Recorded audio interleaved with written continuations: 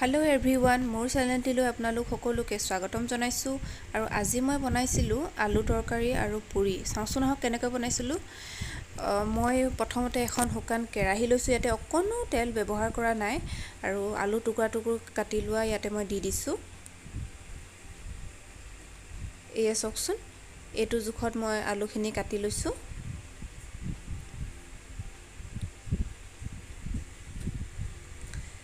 ইয়াতে মই দিছোঁ প্ৰায় আধা চামুচ মানৰ হালধি,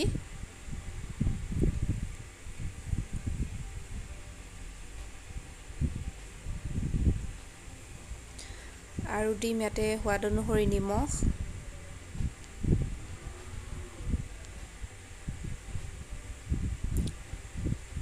আৰু অলপ দিম ৰেড চিলি। যিমান জ্বলা খায় আৰু সিমান অনুপাতে দিব লাগে। আৰু এই মাত্ৰ 3টা ইনগ্ৰিডিয়েণ্টৰ দ্বাৰাই মানে এই তৰকাৰীখন বনাম। আৰু ইয়াতে পানী অলপ সৰহকৈ দিছোঁ। পানীটো ডুব যোৱাকৈ দি মই গেছত বহাই দিম।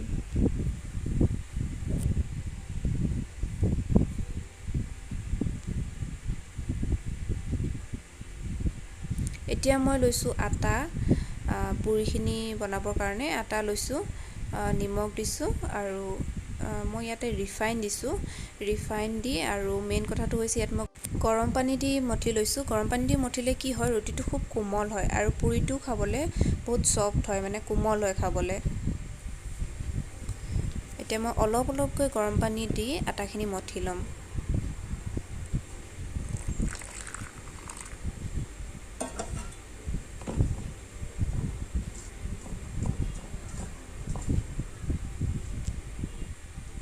মাজে মাজে এবাৰ দুবাৰ চালেই হ'ল আলুখিনি সিজছে নে নাই সিজা। ইমান লৰাই থাকিবলৈ মানে প্ৰয়োজনেই নাই, এবাৰ দুবাৰ চালেই হ'ল। আৰু পাতি থৈ দিব লাগে আৰু নিজে আলু মানে সিজি থাকিব আৰু উতলি।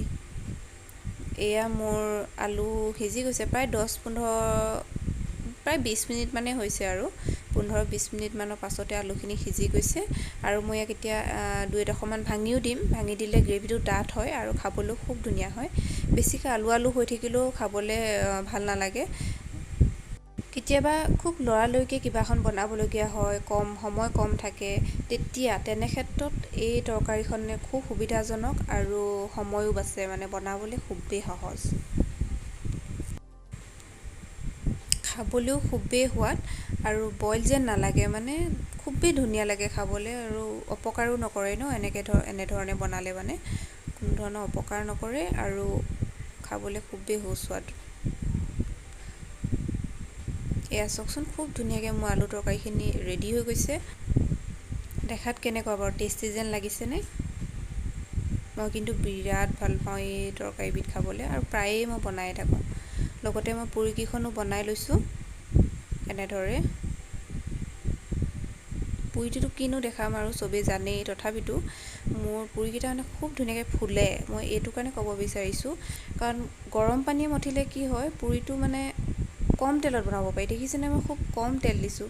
কম তেলতে মানে পুৰিখন মানে খুব ধুনীয়াকৈ ফুলি আহে আৰু খাবলৈও ভাল লাগে আৰু খুব কোমল হয়। মানে অলপ মানে এতিয়া নাখাওঁ বোলে থাকি গ'ল 2-এখন, তেতিয়াও মানে পুৰিটো কোমলেই হৈ থাকে, মানে খাবলৈ খুব ভাল লাগে।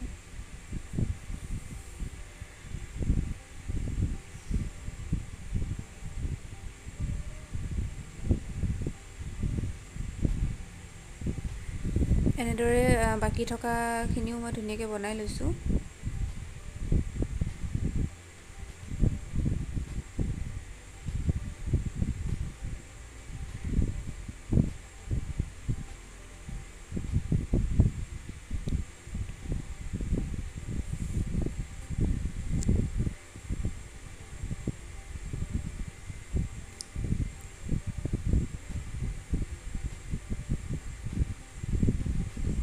প্ৰায় মোৰ পুৰি বনোৱা হৈ গৈছে আৰু আলু তৰকাৰীখিনিও ৰেডি হৈ গৈছে।